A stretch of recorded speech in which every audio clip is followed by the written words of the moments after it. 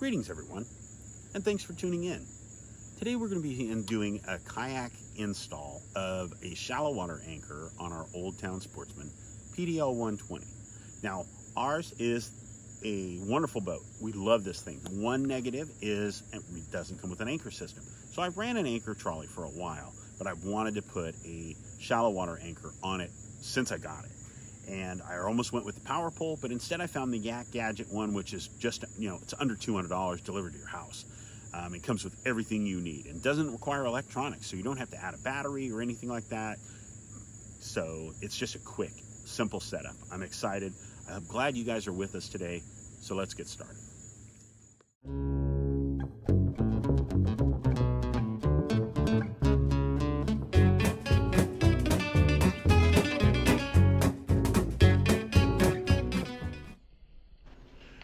This video is intended for all ages.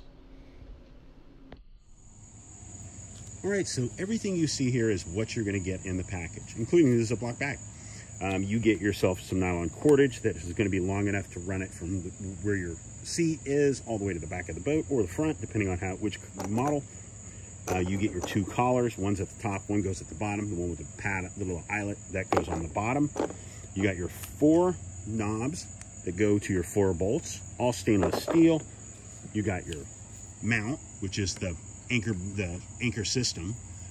Very nice mounting plate, real thick, solid material. Very well done. Got that cool YakGadget. Now, the reason I decided to go with mine, I saw these at the Jackson booth at iCast. They had it installed on their demo boat, and ironically, Old Town had it on theirs.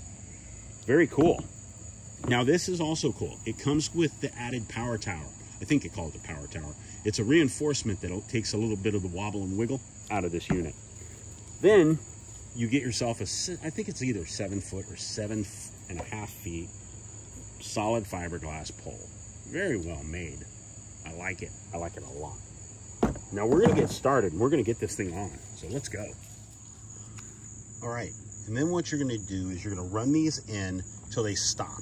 You're just going to snug down here, and there's a nutsert inside the plastic on this model, on the Old Town.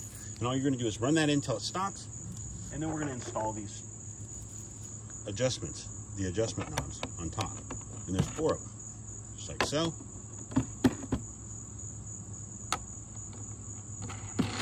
Now the only thing that concerned me is mine's not flat. It doesn't have a flat spot here. It's kind of offset. So I'm going to tighten these down, but I'm not going to over tighten them. And I'm kind of curious as to how well this is going to hold up to traveling, because mine stays on a trailer. I had the Anchor Wizard on my new canoe for a long time, and I still have it.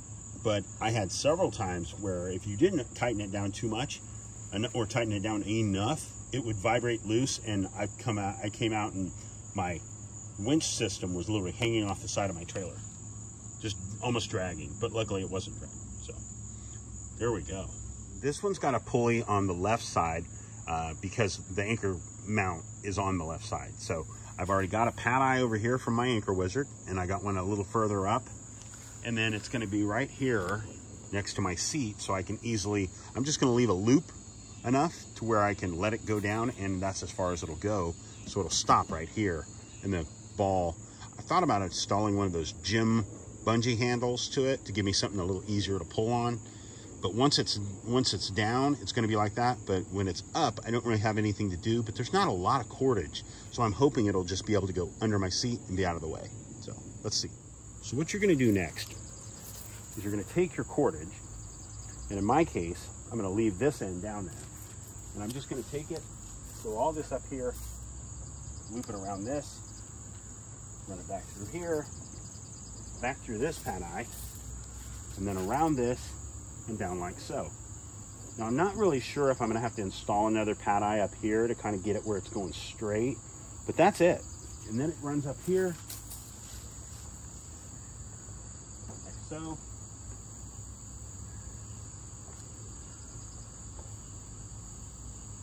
And then you tie that off to the pole. Let's see. All right, so that's the top collar. once we get it installed, just tighten it down. I'm probably going to take this back off and put some Loctite in there just to make sure it doesn't go anywhere. The top one could be unforgiving. The top one comes off, you're in the bottom of it's sinking to the bottom of the lake. Yes, your cordage will stop it from doing that, but this is still the way this is going to go. Now I'm going to install the other one on it now, like so. I'm going to come up a few inches because I don't want this part down in the mud and the muck. So I'm going to give it about, I don't know, 3 inches. And then boom, like that. I like that. That's going to be awesome. All right, so that's the finished product, guys. I've got it tied off down there. I'm going to hook a carabiner to it just to allow me to take that quickly off, and then I can just twist it. And the carabiner will also give me a little more leverage when I go to tighten it down, when I'm hooking it all up, when I'm bearing down under that fiberglass. I'm wondering if I should drill it out or notch out the glass rod to give it a little better purchase to where it seats. But it comes up through this pulley, goes back here, and right now it's running around this knob, which is perfect because it's smooth.